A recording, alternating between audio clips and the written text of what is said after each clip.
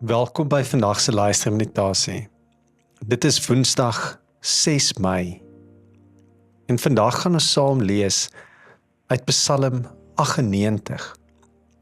En ons gaan dit lees uit die 2020 vertaling. Ek nooi jou om tuis te kom in hierdie oomblik van lig en lewe.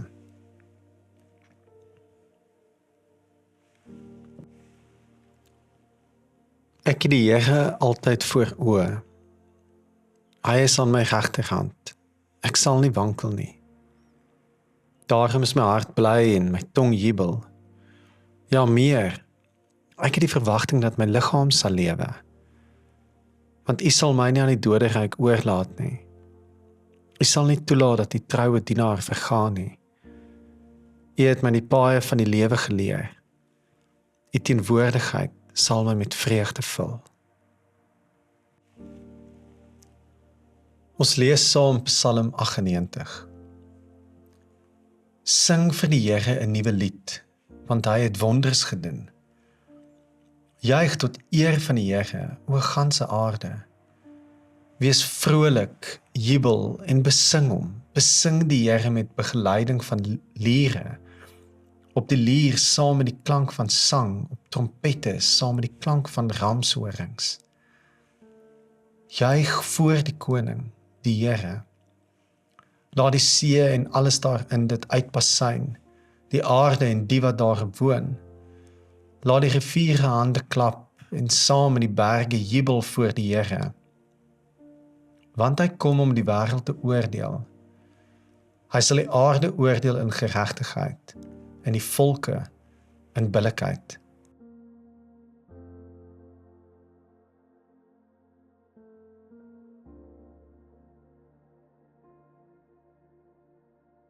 Die psalms leer ons dat ware aanbidding is 'n simfonie van klank en stilte, van uitbundige lof en diep ontzag. Die psalmdigter van Psalm 98 saam met vele ander nooi ons uit om hard en vrymoedig te wees in ons lof saam met ander. Let op dat die uitnodiging om te jubel is nie op jou eie nie. Dit behels musiekinstrumente en 'n saam sing van ander in jou belewenis van die wonders wat God gedoen het.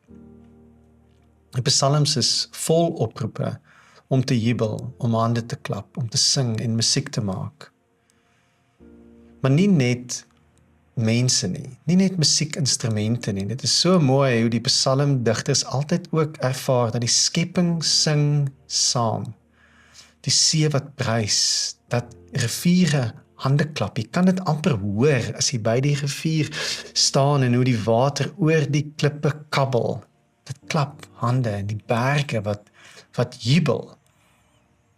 Die branders van die oseane word 'n pragtige beeld van kragtige, vreugdevolle aanbidding, van rou mag, wat onder God se beheer staan.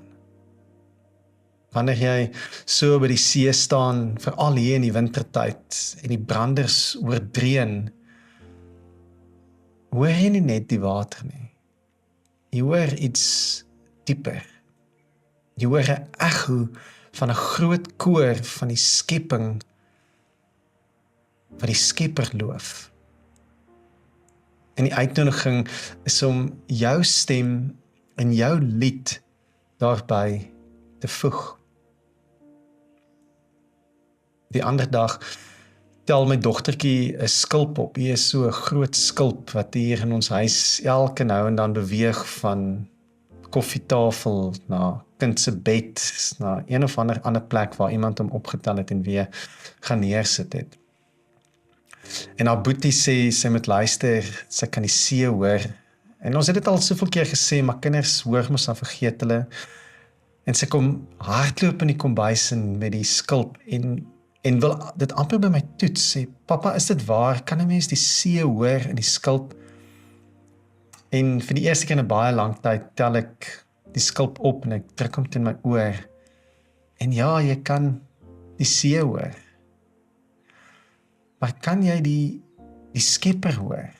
En kan jy die Skepper selfs in 'n skulp hoor? En daarom nooi die psalms ons nie net tot 'n luide lof nie, maar dikwels ook tot stilte. Stilte is 'n tema wat ook deur die psalms echo. Ons sien dikwels ook dat die psalmdigters het hierdie ervaring dat die wêreld kan ook raas en dat God dan die een is wat alles kom stil maak. Selfs dan ook die geraas van die see en die branders.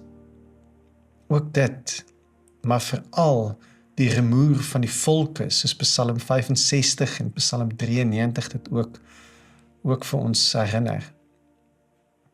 Daar waar geraas en chaos dreun, daar bring die Here vrede en stilte. Maar soms sit 'n mens die skulpte in jou oor en jy hoor nog die see, nog die Skepper. Die psalms help ons ook om te leef met God wat soms stil is. Dink aan Psalm 22, my God, waarom het U my verlaat? Dink aan Psalm 83, Psalm 13, en die pleidooi dat God nie moet stil bly nie moet langer weg bly nie. En daardie stilte kan ook baie swaar en eensaam voel. Maar die psalms sal ons altyd herinner dat daardie stilte is nie 'n bevestiging van God se afwesigheid nie. Dis dikwels 'n uitnodiging om langer te wag, dieper te wag, te groei in geloof en vertroue. Dat die stilte ons help met 'n dieper belydenis, 'n wete dat God steeds God is, selfs al kan ek hom nie hoor nie.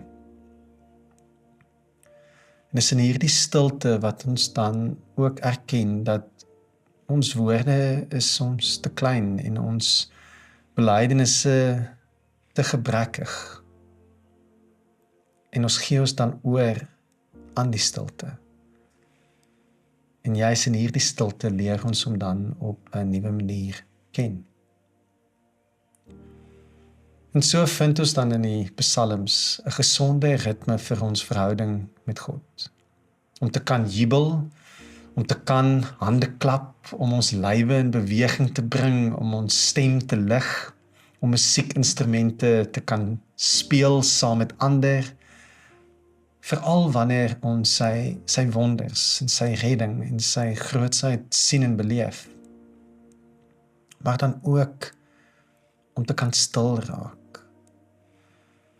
Wanneer die lewe se geraas dreun, om te kan stil raak ook wanneer God stil is.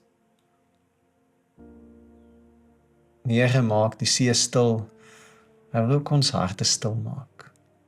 Ons mag uitbundig wees saam met ander, maar ons word ook geroep om alleen te kan wees en stil voor hom te kan wees. Here, leer my om met my hele wese te aanbid, met stem en met stilte. Laat my jubel soos die branders wanneer ek die goedheid sien, en maak my stil wanneer die lewe se geraas te hard op my ore val. En Here, wanneer U stem stil word in my lewe, help my om te vertrou dat U steeds by my is en in beheer is. En mag my hele lewe 'n lied wees wat U behaag, in klank en in stilte. Ons Vader wat in die hemel is, laat U naam geheilig word. Laat U koninkryk kom. Laat U wil ook op die aarde geskied, net soos in die hemel. Gee ons vandag ons daaglikse brood en vergeef ons oortredings, soos ons ook die vergewe wat teen ons oortree. en laat ons nie in die versoeking kom nie, maar verlos ons van die bose, want aan U behoort die koninkryk en die krag en die heerlikheid tot in ewigheid.